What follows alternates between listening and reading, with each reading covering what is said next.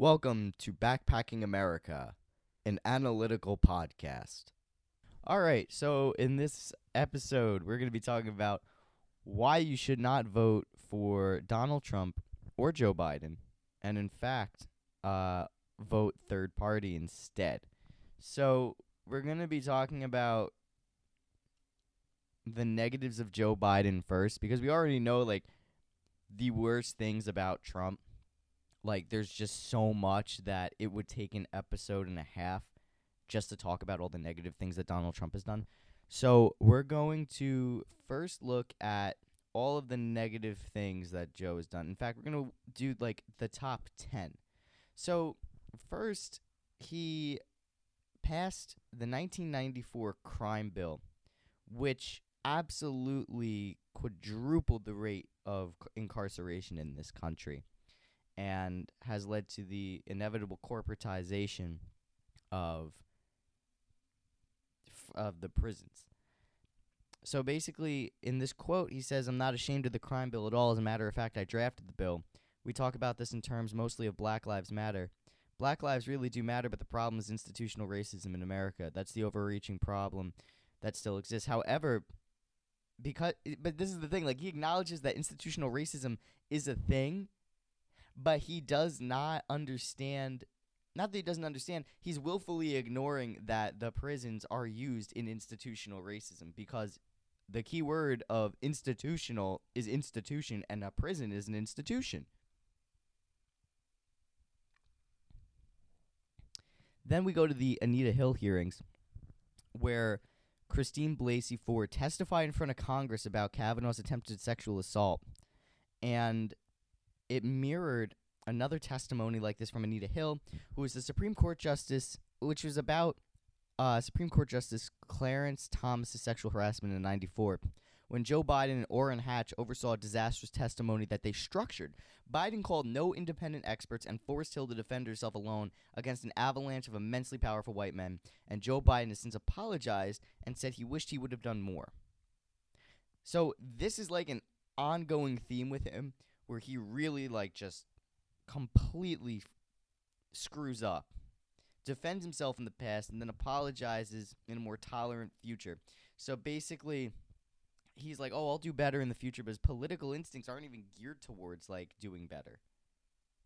He had to drop out of the 1988 presidential race for plagiarism. So he got caught plagiarizing in law school at Syracuse. He admitted to that plagiarism. He was failed in that class and allowed to retake the class. But the reason why I mentioned this is because that's not even the worst. That's not even the worst thing he's done. He's plagiarized from John F. Kennedy, Robert Kennedy, and other famous politicians in his 1988 speeches. So he literally continues to just take his words are not his own. He's not an authentic person. He's just saying popular shit to get you to vote for him. He reportedly used his son's death for his own political gain in 2016. He used Beau Biden to make him, in an ad. He basically used Beau's partially paralyzed face, sitting his father down, trying to make him promise to run for president because the White House would not revert to the Clintons and that the country would be better off with Biden values. And in truth, Biden had effectively placed an ad in the New York Times asking them to call. So basically, Biden ran this ad of Beau Biden. Biden used his paralyzed son, as a political token. So and then he used it again in the presidential debates. And everyone was like, "Oh, Trump attacked his son. Trump attacked his son." Okay, Trump attacked his son, sure, but Biden also used his son as political capital. Both of his sons. So, I forgot the other kid's name, but he had a coke problem. And I get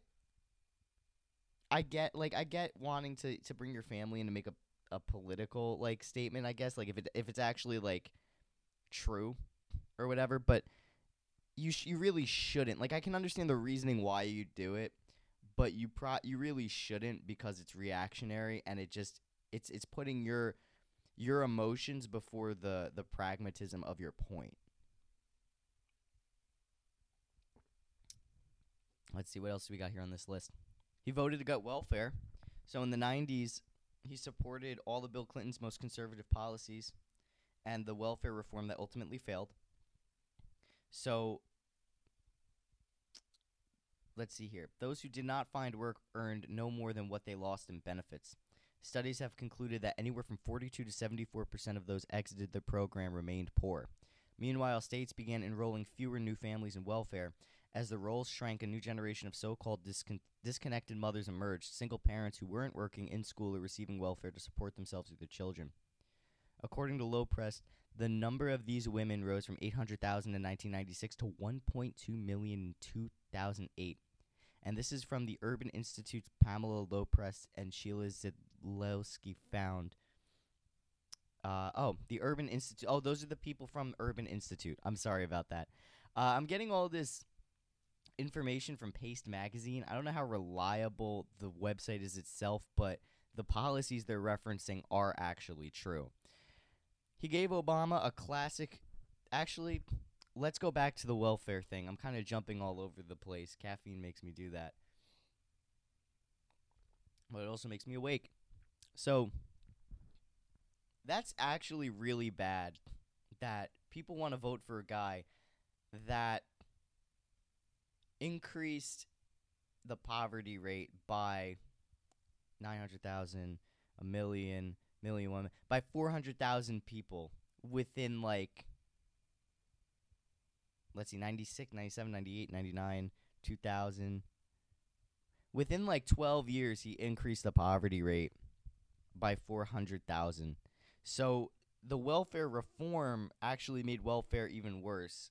And he's saying, oh, I want to make Roe v. Wade the law of the land, and we're gonna bring back Obamacare. It's like, dude, you literally increased poverty and mass incarceration. Like, and your vice president was a former DA who was the most brutal DA.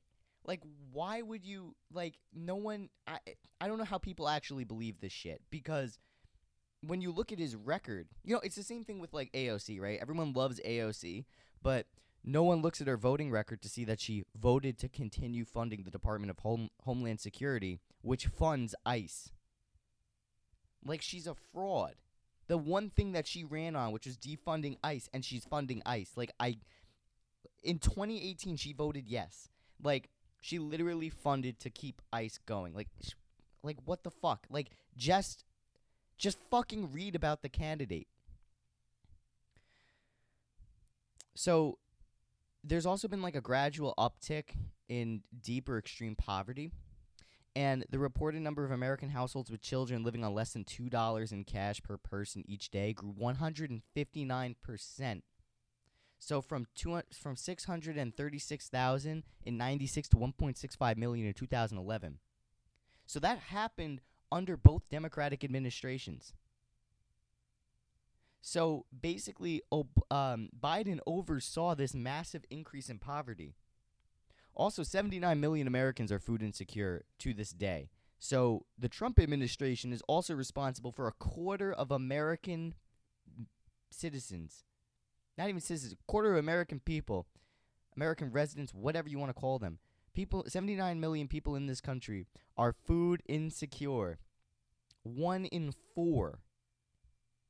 1 in 4. We are the richest country in the world. What's the point of bombing the shit out of the third world and taking over their markets if you can't even, if the people aren't even benefiting? So, when everyone's like, oh, we need to go to war, oh, we need to support the war, it's like you're not even benefiting from it. You're just as broke, if not, you're just as broke as the people in the third world. Like 79 million people are just as food insecure as people in Africa, in Southern Asia, and South America. Like, you are literally broke. This guy also gave Obama the wonderfully racist backhand compliment, and I'm going to read it to you in one sip. Okay, you guys ready for this? I mean, you got the first mainstream African American who is articulate and bright and clean and nice looking guy. You guys you guys are like, oh, this guy's not racist. This guy's gonna defeat fascism and racism in the United States. No, he's fucking not. He literally just called the guy you idolize, that you wanted back in the first place, a clean looking African American. What the fuck? Don't vote for this guy. He's literally just as racist as Trump. He's gonna. Okay. You want to know what this guy's going to do? The whole reason we got Trump in the first place is because Trump was a right-wing extreme reaction to 8 years of Obama, right? If we elect Biden and not a third party, if we don't elect Hawkins or Gloria LaRiva, we are going to have an even worse version of Trump. We are going to have an even worse reaction. We may actually have full-blown, out-in-the-open fascism.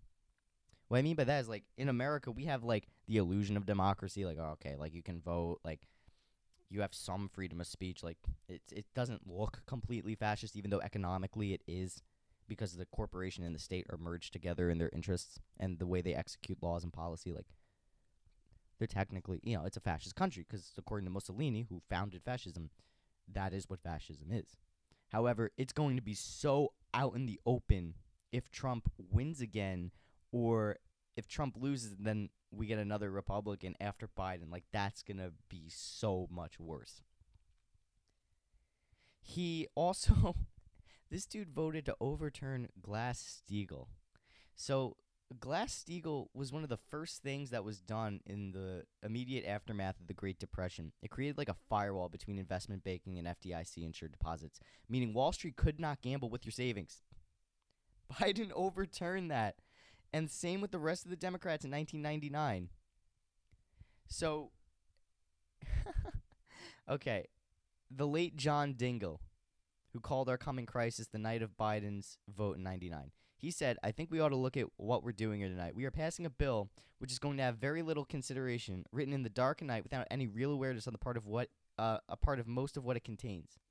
I just want to remind my colleagues about what happened the last time the Committee on Banking brought a bill to the floor which deregulated the savings and loans. It wound up imposing upon the taxpayers of this nation about a $500 billion liability. Having said that, what we are creating now is a group of institutions which are too big to fail. Not only are they going to be big banks, but they are going to be big everything, because they are going to be in securities and insurance, in essence, in issuance of stocks and bonds and underwriting. They are going to be in banks. And under this legislation, the whole of the regulatory structure is so obfuscated and so confused that liability in one area is going to fall over into liability in the next.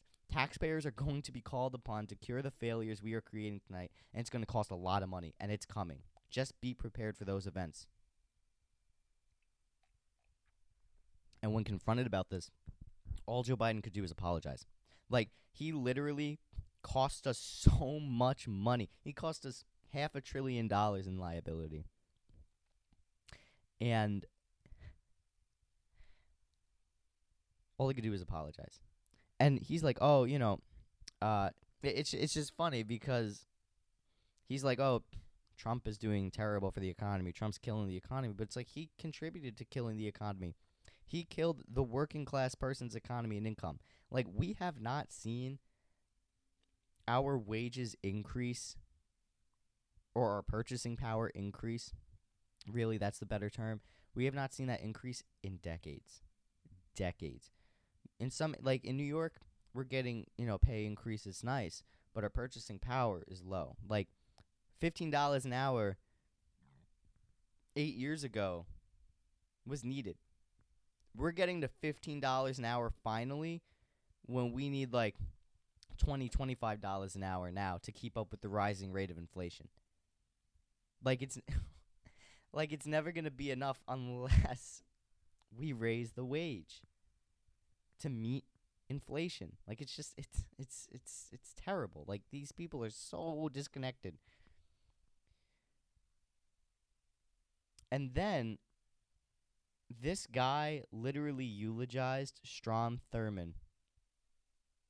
He spoke for 24 hours and 18 minutes against the 1957 Civil Rights Act. Thurmond said, "There's not enough troops in the army to force the Southern people to break down segregation and admit the N-words into our theaters, into our swimming pools, into our homes, and into our churches."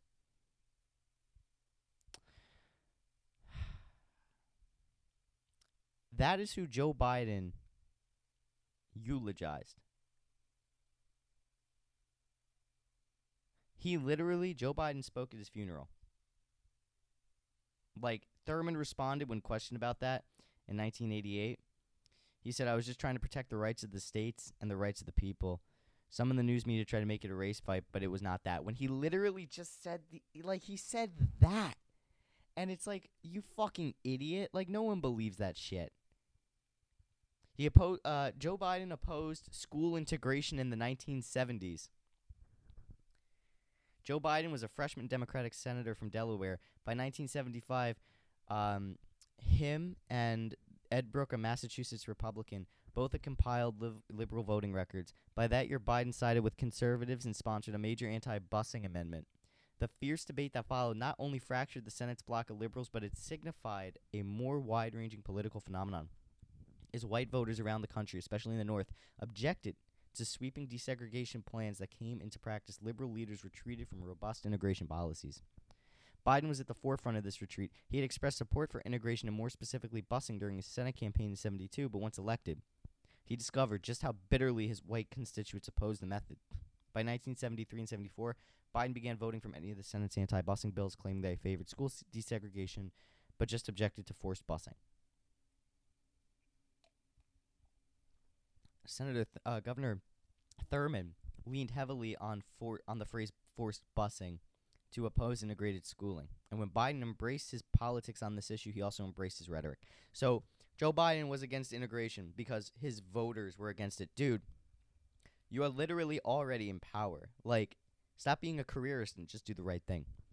You're not supposed to make a career out of politics. Like, you're supposed to get in, do what you ran to do, and then finish it. Like, you literally ran on integration. Integrate. They voted for you. That tough shit. Like, what the fuck? AOC ran on defunding ICE. Defund ICE. Don't fund them. You fuck. Like, what is wrong with you? Biden voted for the Iraq war. He literally... Okay. This was our Vietnam. And he voted for the Iraq war. He voted for the fucking Iraq war. Like, he literally was like, yeah, Saddam Hussein is weapons of mass destruction. Like, what? Dude, like, don't vote for this guy. He's going to get us into war with China. He's like, oh, I want to end the trade war. Yeah, how are you going to end it? You're not going to end it by just saying, okay, let's smooth this over. No, he's going to increase the tensions. There's also an article from Counterpunch I'm going to pull up. I love Counterpunch. It's actually a really great left-wing newspaper.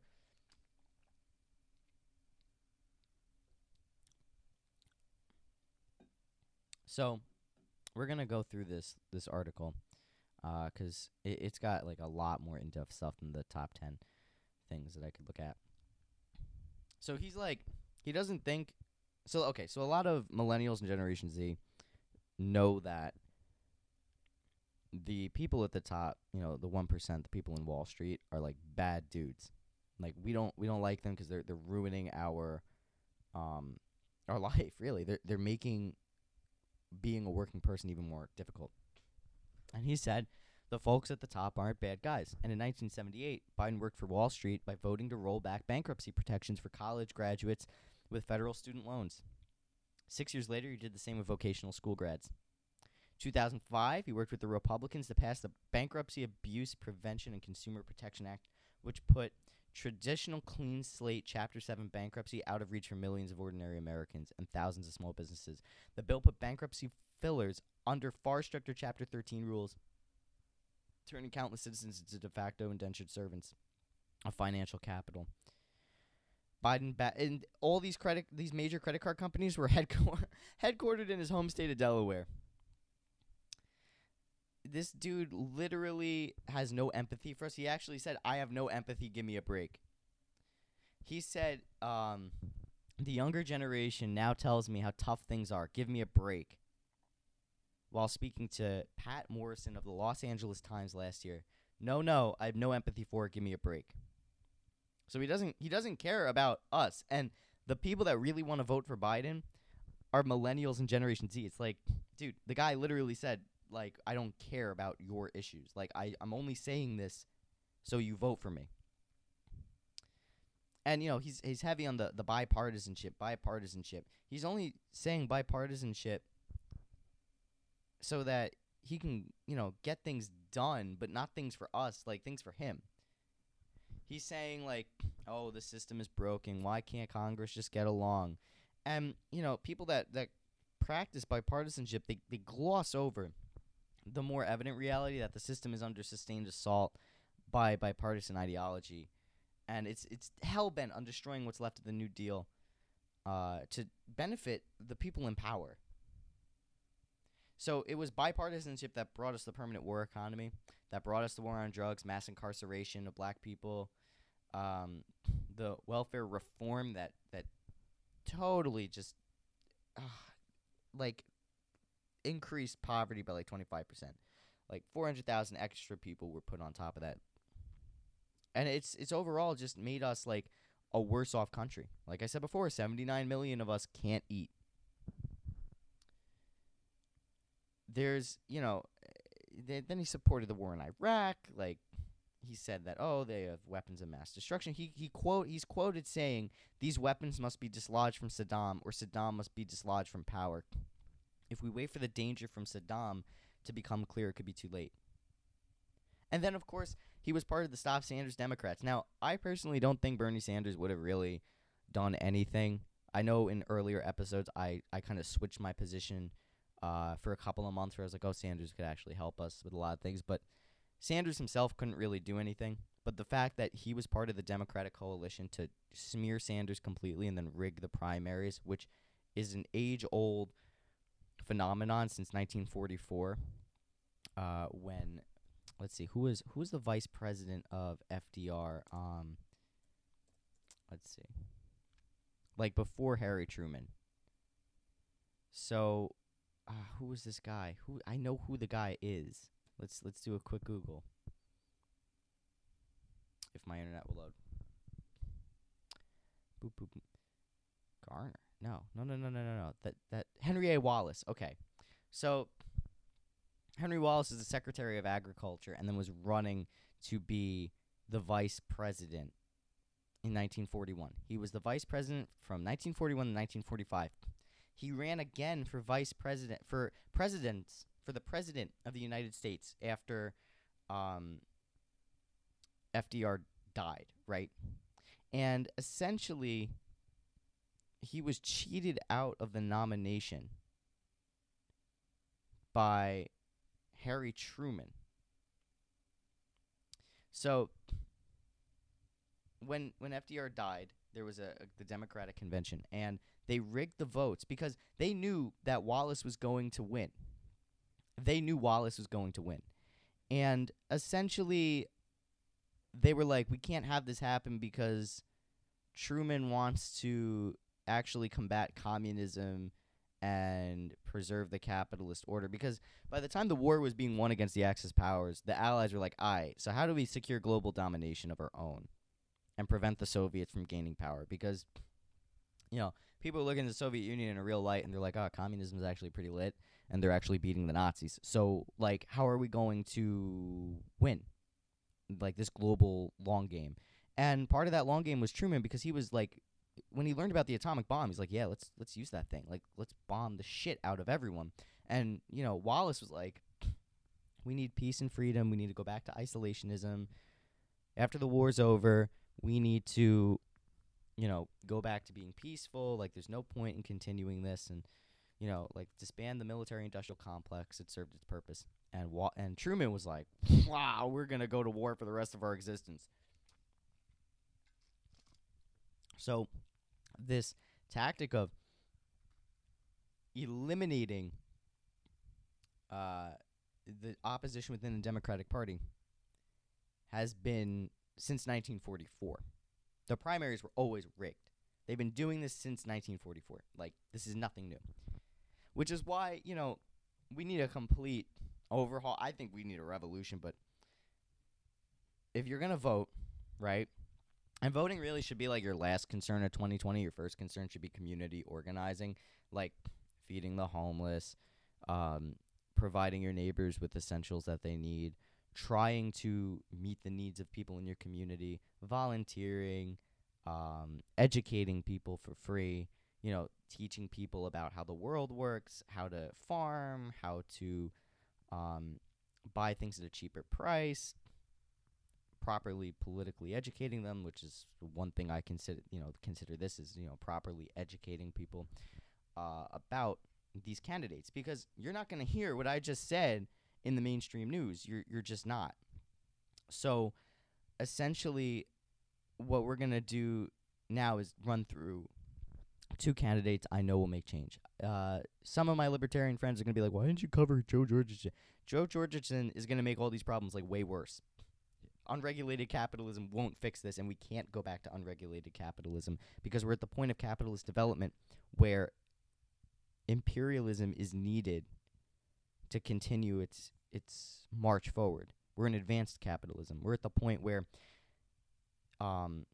centralized planning of a capitalist economy is possible in the corporate boardroom. Like, corporate boardrooms are doing centralized planning, except it's to benefit the capitalist class instead of the working class. So a working class centralized economy benefits people over profit. Corporate planning is profit over people. There's no such thing as corporate social responsibility. I don't care how many PR guys tell you that it's a real thing. It's not. So we're going to go over Gloria LaRiva. She is the Party of Socialism and Liberation's 2020 candidate, and she put out this 10-point socialist campaign program. So the actual party program is actually like ridiculously long, and we're not going to go over it. But the 10-point program is really what she's running on. So it's to make the essentials of life. The first thing is make the essentials of life into constitutional rights. So what that means is she's saying that the United States has produced enough food, housing, and water, education, healthcare, and jobs. Like, we are able to produce and make whatever the hell we want. So she's like, we need to make food, housing, water, education, healthcare, jobs, basic income as guaranteed rights. So, like I said before, 79 million people are food insecure. We have 18 million vacant homes, 500,000 homeless people nationwide. And education is very expensive in this country. So if you want to, and a lot of jobs require education. So what she wants to do is make having access to a job constitutionally insured. You will be insured a job. And I don't know why Republicans wouldn't like that, because Republicans are like, oh, all these lazy people are just ganging up on the system. Well, dog, she's going to constitutionally guarantee a job for every single man, woman, and child. Well, I mean, not child, but you know what I mean. Like, everyone will have access to a job. Everyone will have access to employment. Everyone will have guaranteed access to food. Like, that's awesome. Why would you not want guaranteed access to food? It's just taking, like Walmart, for example, right? Walmart has Walmart brand stuff, great value stuff. You're already buying, like, great value stuff. You're already buying store brand. So all you'd be buying is store brand, but the government is just paying for it. And maybe, like, we have an increased tax rate of, I don't know, 5%, and then we tax the hell out of the billionaires. Tax them 50%. They're not, like, they have more money than they know what to do with. Really, I mean, we should just eliminate the billionaire class, seize their assets, and redistribute it to the people. That's the most effective way. But, if we're looking at it through a platform sense, and like, oh, we're going to play with the system, tax them 50%, and then just redistribute that money to put it into making food and water available to people at, no cost. Healthcare should, of course, be a constitutionally insured thing. How can you? Okay, let me put it to you guys this way, right? I'm speaking directly to the Republicans and to the skeptical Democrats. How can you exercise your First Amendment right when you have to work 16 hours a day to make sure that you can pay for your health insurance, your food, and your survival and your education, right? How can you exercise that? Say you get into an accident, right, and it costs you like $3,000 to $9,000 out of pocket, because an ambulance ride is $3,000, right? If you don't got insurance. So how are you supposed to exercise your Second Amendment right if you got to pay off your bills? So then you can't buy a gun, so you can't exercise that right. I personally think guns should be, federally provided, because if it's a right, it should be provided. So, how are you supposed to do that? And, education is required for free speech, so you know what you're talking about. So how are you supposed to effectively exercise your First Amendment right without having the education to exercise it? So we need to make education part of, free access. We need to make healthcare free access.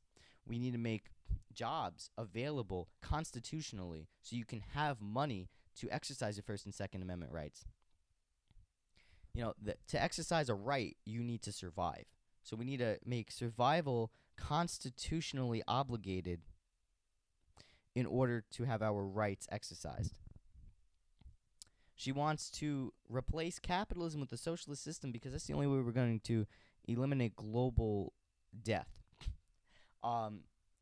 We need global warming, pollution, acidified and depleted oceans, fracking, critical drought, plastics choking the seas, nuclear weapons and waste. It's clear capitalism and production for profit are destroying the planet and threatening all life. The Amazon's burning. California's the whole West Coast is on fire. The country is on fire. If the ice caps melt anymore, it's going to release bacteria that are millions of years old, frozen in the ice. It's going to release it, and we're going to have plagues and viruses and outbreaks way worse than COVID. This is just the tip of the iceberg, literally. Using truly sustainable energy and seizing the oil and coal companies to stop fossil fuel production are urgent steps needed to reverse climate change. Also, bringing the United States military home and defunding it massively to the point where it's only, to the reasonable self-defense doctrine that was seen as viable after the end of World War I. We only need national defense. Why do we need to have military bases? We have 900 military bases. Why do we need that many military bases around the world? Just bring them all home. Stop the wars. No one should be getting shot. I was in line for a COVID test, and I was hearing this guy talk, and he was like, "Oh yeah, I'm an Iraq war veteran." He looked like he was in his middle ages, and I'm like, "Wait, these kids were 18, 19 years old when I was like in elementary school. Like they were kids. Like we've been at war for so long. Like there's no point. Stop getting our guys killed. Just bring them home. End racism, police brutality, mass incarceration, pay reparations to the African American community." So she's saying that mass incarceration, racist policing, symptomatic of 400 years of brutal repression. I'm out of water. Reparations got to be paid to African American and Native communities. More than 2.2 million people are behind bars in the largest prison complex in the world that Joe Biden created. She's saying we need to end it. We need to fully prosecute all acts of police brutality, free Leonard Peltier, Mumia Abu Jamal, and all political prisoners. Now, she doesn't really highlight how she's going to do that, but it's the fact that she's going to try to is what we need to move towards. It's going to actually be discussed at a federal level. Full rights for all immigrants. Abolish all anti-immigrant laws. Stop the raids and deportations. Demonization of immigrants. Shut down ICE, concentration camps, and reunite family. The government's war on immigrants must end. Border wall has to be dismantled. Amnesty and citizenship for those without documents. Full rights for all. Shut down the U.S. military bases. She wants to use the $1 trillion military budget instead to provide for people's needs here and worldwide. So she thinks this is all going to cost $1 trillion. She wants to abolish the use of nuclear weapons, stop U.S. aid to Israel, self-determination for the Palestinians, including the right of return, end of the U.S. blockade of Cuba and sanctions against Venezuela, Iran, and all countries, independence for Puerto Rico, and cancel its debt. She wants to honor native treaties and free Leonard Peltier, who's a native political prisoner. So she's saying that both major parties have continued to allow the destruction of native lands by mining and corporate agricultural interests. 33% of native children live in poverty, and many of America's poorest counties are reservations. The crisis of missing and murdered indigenous women and over-incarceration of native people shows the bankruptcy of capitalism from its early inception. She wants full equality for gay people and the LGBT community. She wants to get rid of religious exemption laws that allow discrimination against gay people. She wants to defend marriage equality, full equality in all matters governed by civil law, including employment and housing, healthcare, and education, because there's some states where if you're gay, trans, or whatever, you can't get public housing. Equality for women and free, safe, legal abortion on demand. Women still earn 22% less than men, and it's even more severe for Black and Latino women. So she wants to close the gap and preserve Roe v. Wade, which is the same thing Joe Biden says he wants to do but won't. She wants to defend and expand our unions. She wants to require employers to recognize card check union votes, repeal the Taft-Hartley Act, and focus on low-wage worker organizing, rebuilding a fighting labor movement. And she wants to take the stolen wealth of the giant banks and corporations. She wants to jail the Wall Street criminals. So the vast wealth of the banks and corporations is created by our labor and the exploitation of diminishing natural resources. So she's saying that the billionaires loot, destroy the economy. She wants to seize their assets, use those resources to improve the lives of average people, and power's got to be taken out of the super rich to do that so Wall Street criminals can be jailed. So that's basically what Gloria LaRiva wants to do, is immediately right all the wrongs. Howie Hawkins, he's got a lot of really good stuff. So he wants, for the COVID-19 emergency measures, he wants Medicare to pay for all testing and treatment. The Defense Production Act to rapidly plan the production and distribution of medical supplies and a universal test, contact trace, and quarantine program to safely reopen the economy. He wants OSHA temporary standards to provide enforceable PPE protection for workers. $2,000 a month to all adults over the age 16 and $500 per child. Loans to all businesses and hospitals for payroll and fixed overhead to be forgiven if all workers are kept on payroll. Moratorium on evictions. Cancel rent, mortgage, utility payments. Federal government pays those bills. High-income people pay taxes on this relief. Suspend student loan payment with 0% interest accumulation. Federal universal rent control. Aid to state and local governments sufficient to keep essential services running. 10-year, $42 trillion eco-socialist Green New Deal for economic recovery through a just transition to 100% clean energy by 2030. Universal mail-in ballots for the 2020 general election. He believes in the eco-socialist Green New Deal, which is public ownership and planning in energy, manufacturing, transportation. 0 to negative carbon emissions by 2030. 100% clean energy by 2030. Ban fracking, new fossil fuel infrastructure, no more nuclear bombs. 0 waste manufacturing and recycling. Electrified rails, freight, intercity, high-speed, and intracity trolleys. Heat pumps to heat and cool buildings.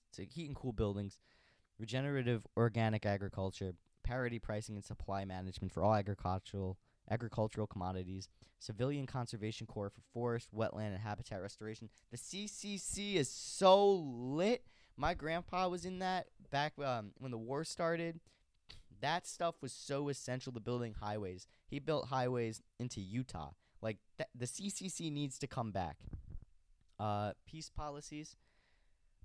Pledging no first use of nuclear weapons, unilaterally disarm to a minimal credible deterrent, negotiate with nuclear powers to enact the treaty on the prohibition of nuclear weapons, end the endless wars, cut the military budget by 75%, invest the savings in a global Green New Deal, use diplomacy and international law to promote peace, human rights, and democracy.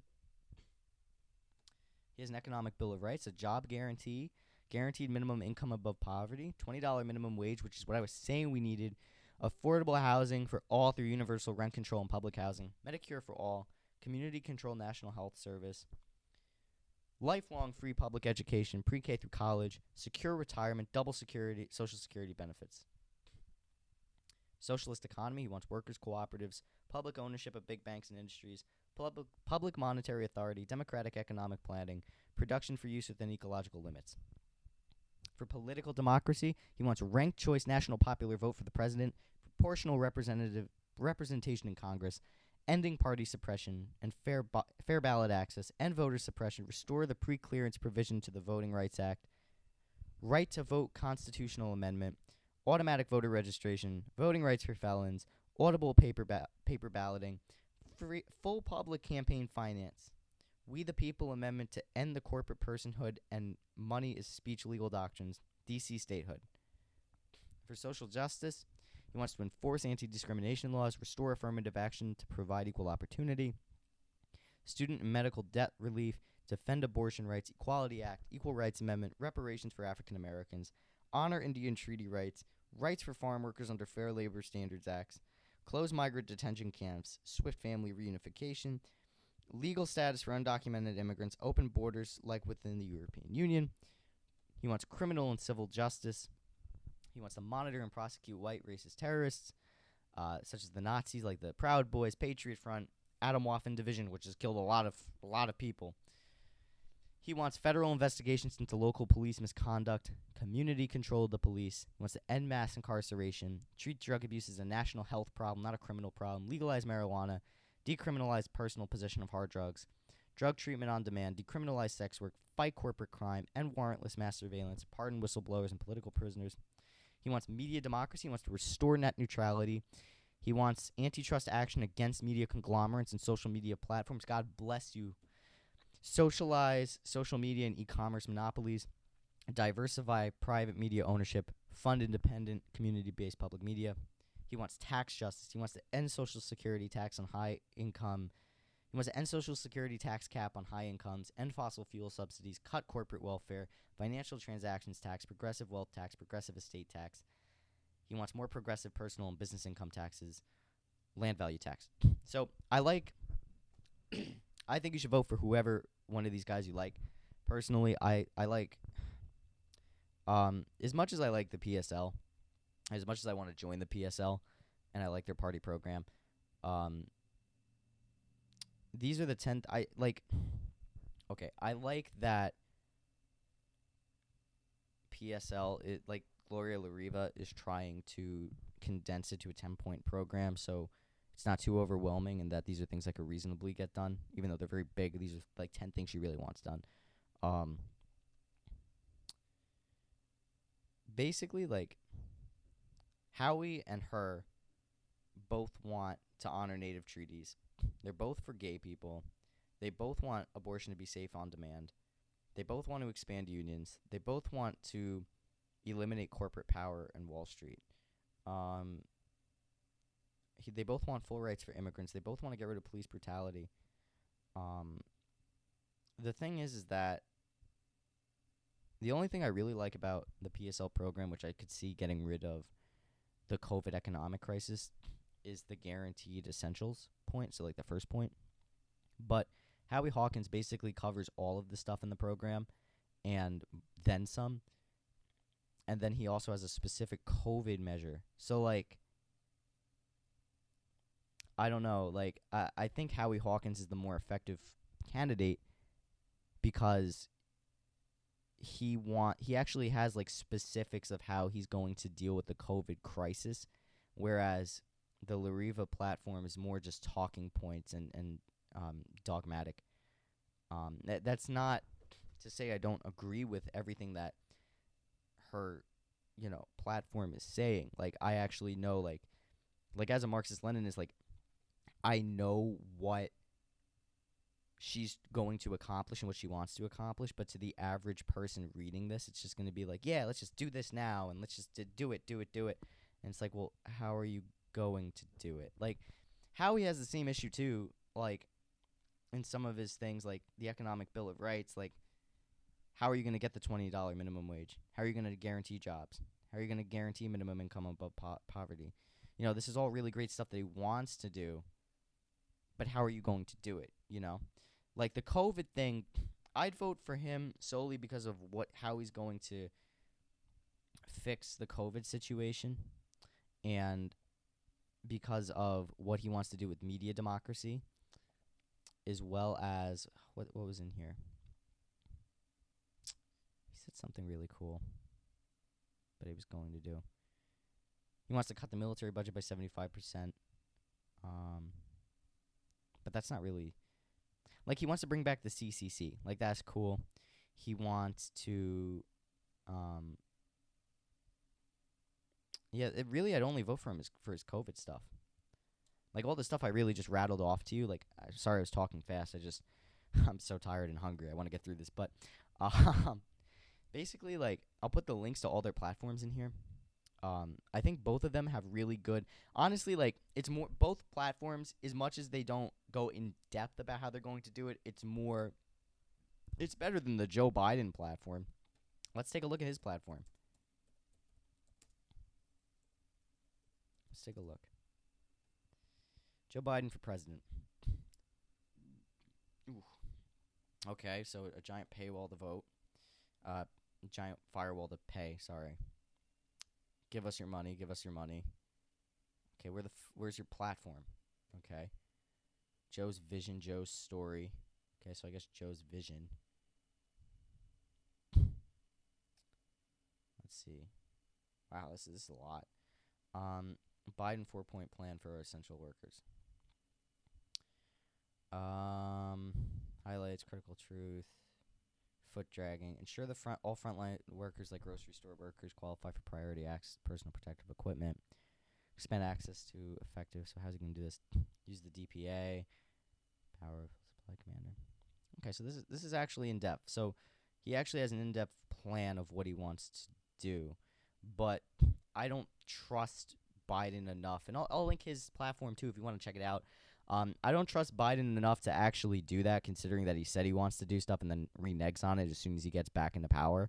So he's playing progressive, whereas Howie Hawkins is actually a progressive.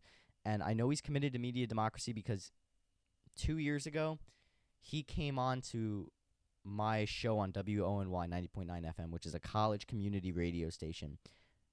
And I interviewed him when he was running for New York State governor, and I have to find that interview so I could post it for you guys to listen to.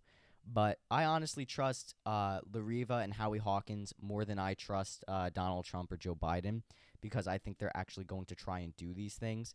And even though both are a little vague in how they're going to do it, at least I know they're going to try and do it, whereas Joe Biden or Donald Trump won't do it.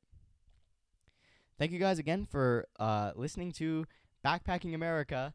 And I hope to see you guys again soon. If you want to check us out on Instagram, check me out on Instagram. Backpacking America. It's just Backpacking America on Instagram. And, keep posted. We have a YouTube channel. It's just search Backpacking America in the episode number because we are still a small channel. I keep saying we. I am not we. I am I. Ugh, I'm tired and I'm hot. I'm really hot in this and I don't want to move. Yeah, there's a YouTube channel, so just type in Backpacking America episode 56 and whatever I decide to call this episode. We're on Facebook. God damn it, there I go again. Backpacking America is on Facebook, and it's on Twitter. So on Facebook, it's Backpacking America, and Backpacking America is also on Twitter. It's BPA Podcasting. So definitely like, subscribe, interact, share, smoke signal, however you want to communicate with me. And until next time, until next time. I never know how to end these things. Thank you for listening to Backpacking America. If you want more content and alerts as to when the next episode will come out, make sure to follow the Instagram at Backpacking America and the Twitter, BPA Podcasting. Keep it locked.